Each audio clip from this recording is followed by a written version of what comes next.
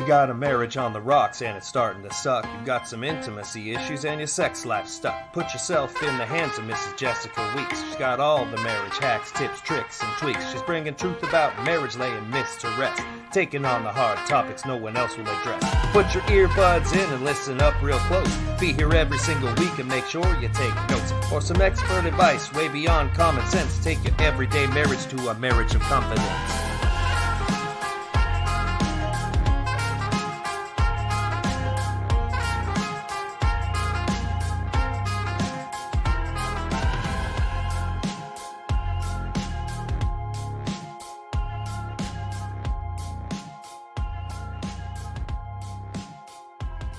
Welcome back.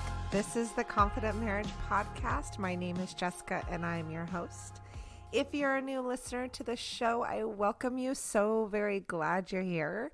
This podcast is about supporting marriages, especially those experiencing problems and hardship. But aren't we all really if we're married? Marriage is really, really hard. It's one of the hardest commitments that we make in life, and it's one of the few lifelong choices we commit to. Everything else in life is pretty much temporary. My only wish is to see you happy, your marriage succeed, and give you something to think about and consider. We can't be perfect people. We can't be perfect husbands. We can't be perfect wives. We can't be perfect parents. We can't be a perfect employee. There's absolutely nothing perfect about us, but we can improve ourselves every day. If you're a returning listener, welcome back. I'm so glad you are enjoying the podcast. I hope that you have all hit the subscribe button, and I hope that if you have iTunes, you have rated me on iTunes. I'm so very grateful for you guys every single day, and when you rate or subscribe me, it gives me a little token to know that you're enjoying the content, the help, and the tips as well. Also, be sure to share the podcast with others. Don't be shy and embarrassed. We all need some help and guidance at times. There's nothing wrong with you or your marriage. It's not a statement of where you're at.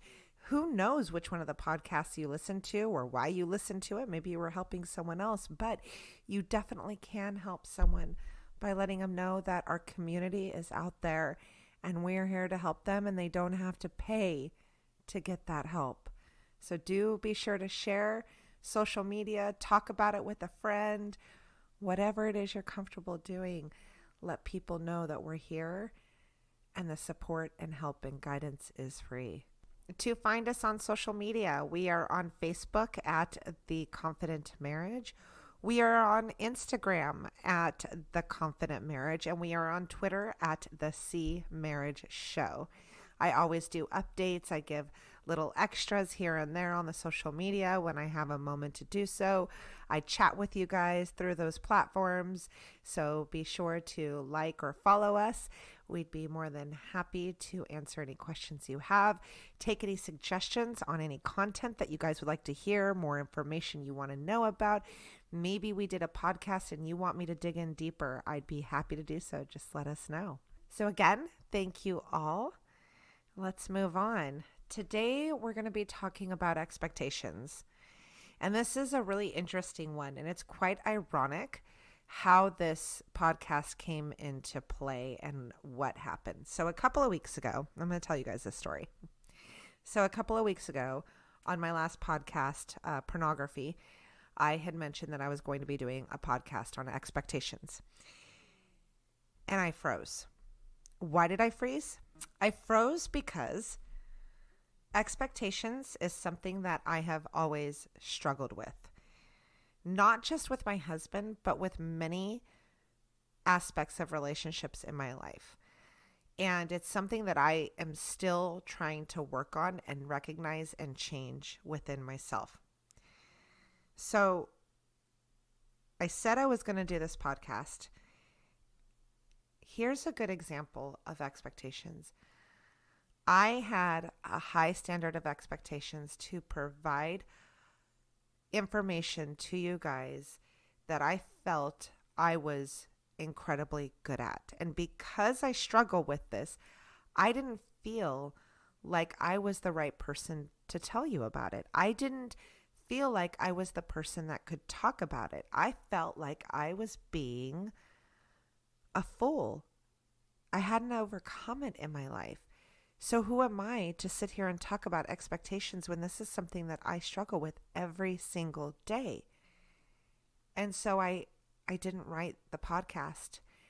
And the expectation I had of myself, the high expectation I had of myself, caused me to do something really stupid.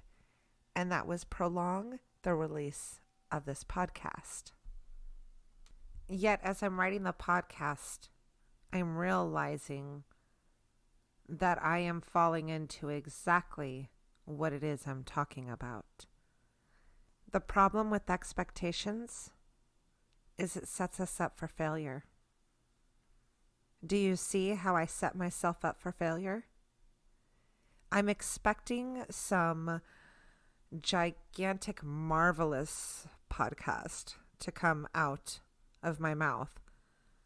And I didn't feel like I had the healthy perspective to provide it. And yet I failed. My expectations set me up for failure. And that was the essence of what I wanted to write about. And that is the essence I want you to understand as we move forward in this podcast. Our expectations, whether it's for ourselves, our spouse, our children, or our family, only set us up for failure. So you're probably wondering what kicked me in the ass and made me realize this epiphany I had. Last week, I went out to lunch with my grandmother. A wonderful, amazing Latina woman. Just, oh my God. She's wonderful. A little side note here. Okay. This is a hilarious story. So my husband thinks it's the funniest thing in the world. If I'm busy or distracted or I'm asleep, and I'm a little bit of a hard sleeper, my husband could say my name. He'll say, Jessica, Jess. Hey, Jess, Jessica. And then he'll say it like my grandmother, Jessie. And I literally will wake up from a dead sleep or turn my head to him as if it was my grandmother talking, because that's how she spoke to me when she was angry with me. My grandmother raised me. And so anytime I was in trouble or she wanted my attention, Jessie, look at me, Jessie. So yes, my grandmother is a beautiful Latina woman. And so there's a little funny story about her. But anyways, back to the original story. We were out to lunch last week. And she was telling me about a conversation she had had with someone else. And she said something that literally hit home for me and kicked me in the ass with this podcast.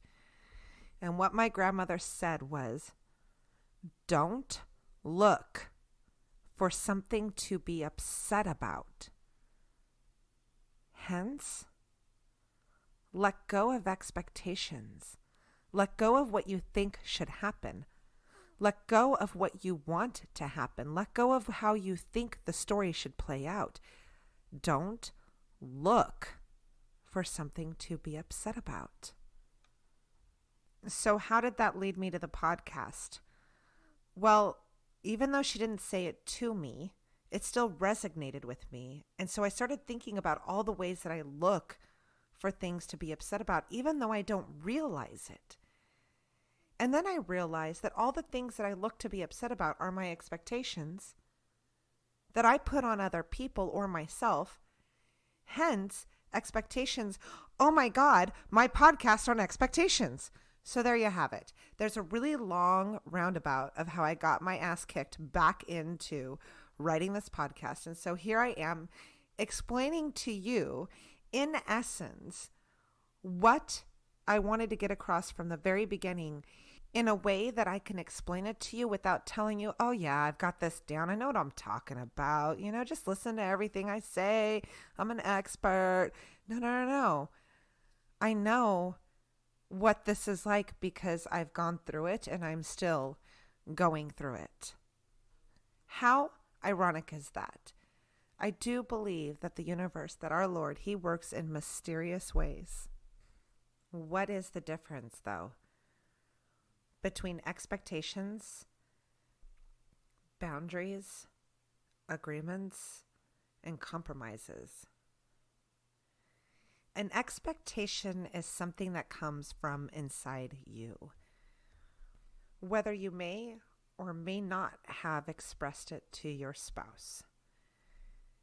An example would be you let your spouse sleep in Saturday morning to catch up on some rest, and you expected them to wake up and greet you refreshed and excited and in such a great mood.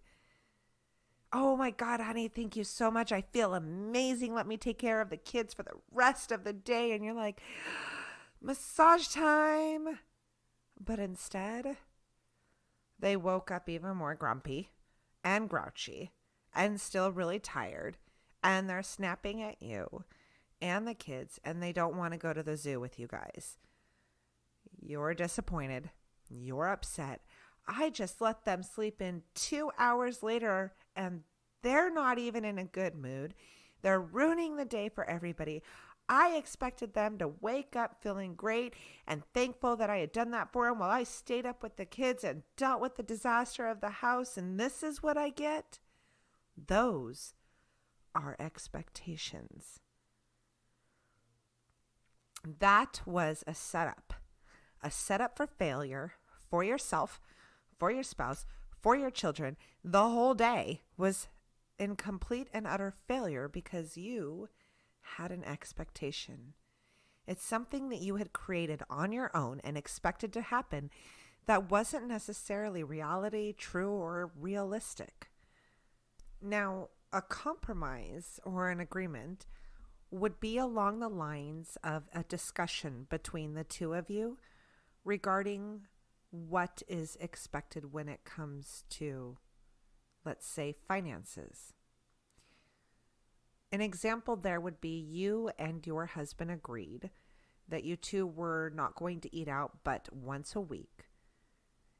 And this was to save up for a bill that you guys wanted to pay off. And you're out with your girlfriends and they all decide to go to lunch, and you go grab a bite with them, and you cut into the money that you guys were putting towards that bill you were saving for. That was not you breaking an expectation per se. That's not the kind of expectation we're talking about. That was you not keeping to an agreement or compromise that you had made with your spouse, something that you two had discussed and you both agreed and understood would be so. These are boundaries. They're not expectations. If you have been communicating clearly with your spouse, then you've set boundaries. You have not set expectations. There is an expectation to follow through, but it is not an expectation coming from inside you. It is a mutual understanding. There is a difference between the two. So talking about the expectations that come from within us, whether it be from our hearts, just our true desires, our wants, our emotions, our feelings, our minds, and what we think should happen based on our personal opinions and views. I talk a lot about the glasses that we wear in my other podcasts. And this is where a lot of our expectations can distort reality. Our glasses are created by our own life experiences, our opinions, and our beliefs. And it is because we believe that something should happen a certain way, we then put that belief and expectation on another person, expecting them to react, behave, say, or do something within the confines of what we think should be done. Those are the kinds of expectations that hurt our marriage, hurt ourselves, and they set us up for failure, as well as setting our spouse up for failure. There's absolutely no winning in that situation. There's no way for your spouse to know exactly how to act, what to do, what to say at every given moment. They're going to let you down as long as you have those expectations lingering within you.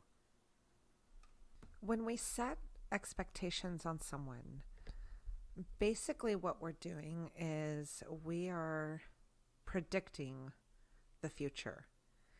And the problem with predicting the future is that we're not psychics. So we have no idea what the circumstance, situation, or events that have been created within a person's life to be able to predict what's going to happen accurately. So let me explain this to you with a personal experience of mine.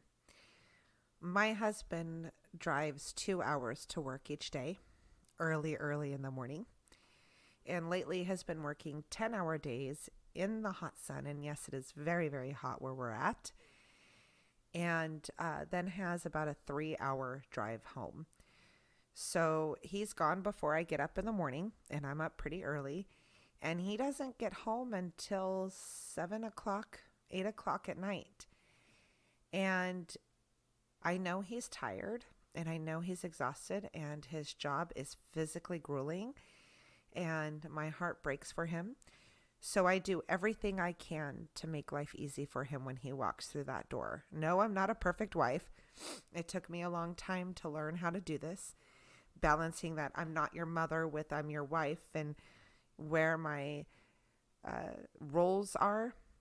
I've learned throughout marriage that you define your own roles, and nobody can tell you what you should or should not be doing. It's what feels right and good to you. And so what feels right and good to me is taking care of my husband after a really long day's work.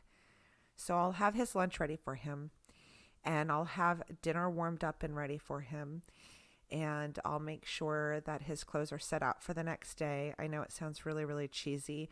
I make him delicious lunches, delicious dinners, and I make sure that when he walks through that door, all he has to do is take a shower, eat the dinner I made him, and hang out with the kids for a little bit and go to bed for the next day. Well, he has been exceptionally grouchy lately. He has not been able to sleep. His shoulder's hurting really bad, so it's keeping him up at night. It's making work a little bit harder. So I've been taking extra good care of him, making sure that he has the patches to put on his arm and all the ibuprofen he needs, and hoping that this would all make a difference for him. And it hasn't let up his mood at all. And at times it comes out at me, which is to be expected. That's what happens in a marriage. We can't always be nice all the time.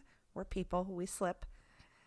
But I expected a little bit more gratitude from him. I expected him to be a little bit more upbeat and spunky and, loving towards me. And I'm really not quite sure what I expected. I just know I expected more than what I got.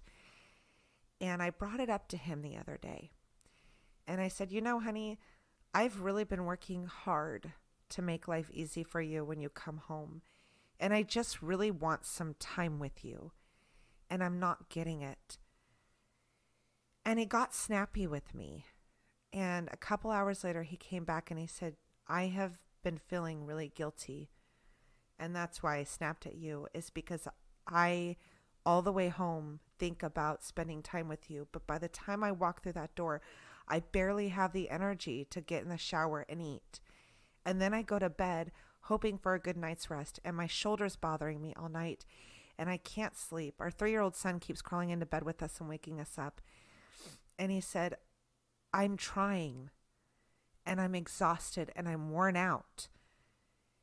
And I realized, as he's explaining his days to me and the things that have been going on in his world, that he hasn't had the time to tell me, because it's literally get up, go to work, come home, go to bed. Get up, go to work, come home, go to bed. And I'm hearing this in play and I feel awful for him. And here I was expecting him to give me an hour of his time, and he didn't even have an hour for himself. See, there was no winning for my husband there. He's busting his ass at work to provide for our family, and I'm bitching about having an hour with him. He had on his own glasses. His own crap was going on. And because of his circumstances and my expectations, he couldn't have met them. He's not Superman. That was on me for getting upset with him. That was my bad. I'm not living his life. I'm not experiencing what he's experiencing. Therefore, I cannot predict what his reaction is going to be, what his communication is going to be like, what's going through his head. And to think that I can play the story out in my head the way that I think it should go is fantasy. It's not real. It's like expecting your spouse to play out some romantic movie verbatim. It's not real.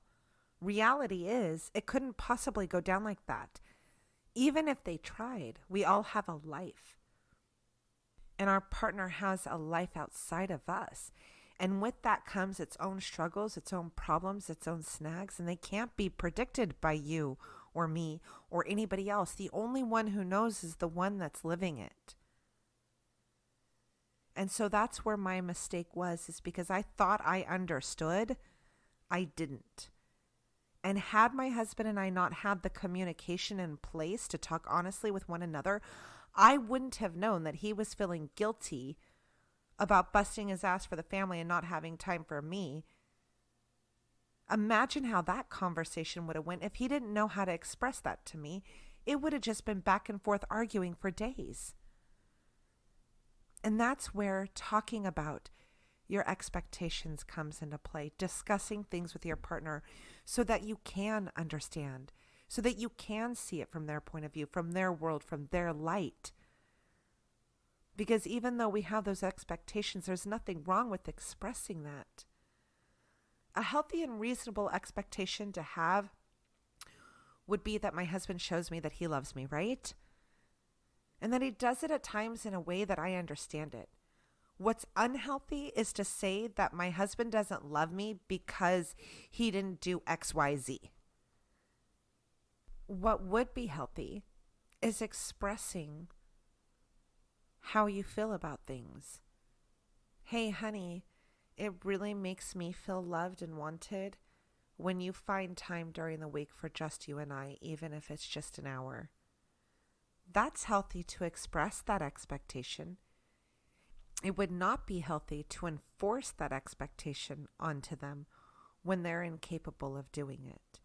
It's not healthy to express what is going on in your world so that your spouse can understand and be on the same page with you, so that we can minimize the amount of broken expectations. The communication is key here. Understanding one another is key here.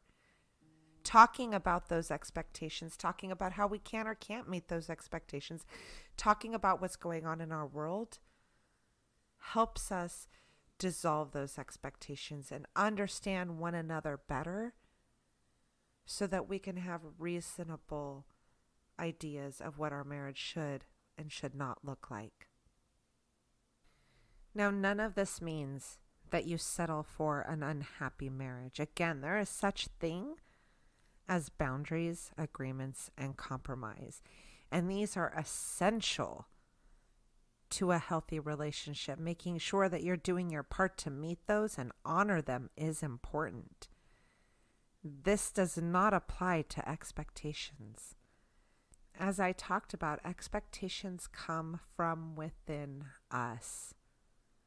They are ideas, they are stories, they're fantasies, they're wishes, they're wants, they're things that we drum up inside our minds of what we think should happen. They are not things that we have talked about and discussed and agreed upon. So going back to what my grandmother said, don't look for something to be upset about. Don't look for where they have failed you. Don't look for where they haven't met your expectations. Don't look for where they have failed your boundaries. Don't look for something to be upset about. Look for the things to be grateful and thankful about. Look for the things to be understanding about. Look at your spouse's world and what it is that they are going through. And if you don't know, ask. Open up the door for communication so that you do understand. Sometimes we're not going to catch ourselves falling into disappointment of expectations. And it's not until after we have said or done something as a reaction to our expectation not being met that we realize that the bad is on us. That doesn't mean that it's too late. You can still turn around and say to your spouse, you know what? I had an expectation and I reacted on that expectation and I'm sorry. And then sit down with your spouse and talk to them about where that expectation came from and why that was there. Maybe you're not getting some of your needs met. Maybe you're not being loved in the way that you need to be. And that's okay to talk about. That's healthy. That way they know for the future what it is you need from them. And that does not mean that moving forward, they're going to be able to hit it on the nose every single time. But when they're capable, I'm sure they're going to be able to, and they're going to. Give them that opportunity. Maybe the communication is lacking in your marriage. And your spouse, quite honestly, is blind and has no idea how to show you love, how to make you happy, what it is you need. And they had no idea that that would be something that you'd expect from them. And maybe it's something that they'd want to provide. And they're throwing darts in the dark, hoping that they hit the target with you. That's where the communication comes in. It's okay to have the expectations. It's not okay to react on them. Talk about those expectations. Talk about what it is you want, what it is you need. That's the healthy thing to do. So that way you two understand one another, just as you want to understand your spouse and why they are in the place they're in. You want your spouse to understand you and why you're in the place you're in. It goes two ways. It's all about communication. You know, I talk a lot about communication, open, honest communication in my podcast. One of the most popular ones for that topic is the foreplay before the foreplay. That one speaks a lot on how to open up to your partner and what kinds of things need to be talked about and how to do it and how to start the conversations. You know, expectations are a normal human behavior and we're always going to have them. So don't get down on yourself for them being there. Just don't react to them. Don't put them on other people. Instead, talk about it. With your spouse, that's a safe place. Maybe not with your boss or with your children or your parents or your friends, but with your spouse, it's totally appropriate to talk about that. Expectations are essentially your hopes, your dreams, your wishes, your wants, your needs. And that's the person you should be sharing that with. I hope you all got what I wanted you to out of it, and I am just still completely floored at how this podcast came to life and how it happened. And just circling back to those expectations I was holding on to myself almost made me fail, and we don't always get a chance to take back our failures. So next week is going to be a pretty interesting topic. We are going to be talking about shit talking. A lot of us do it. You don't have to admit it. You don't have to turn to your partner and say, hey, I do that. But almost all of us do it. We talk shit about our partner to other people. Sometimes we don't even know we're doing it.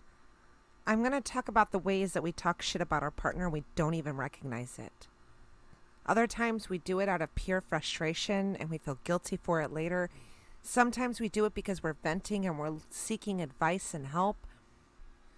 But I'm going to talk about all the ways that all that shit talking, even when you don't even know you're doing it, is damaging your marriage and your spouse doesn't even know you're doing it. Thank you all for joining me this week. I hope you have a fantastic week. Don't forget to subscribe to the podcast, rate the podcast, share the podcast. You can find us on Facebook at The Confident Marriage, Twitter, The C Marriage Show, and Instagram, The Confident Marriage. I hope you all have a absolutely fantastic week. This is The Confident Marriage Podcast, and I'm your host, Jessica.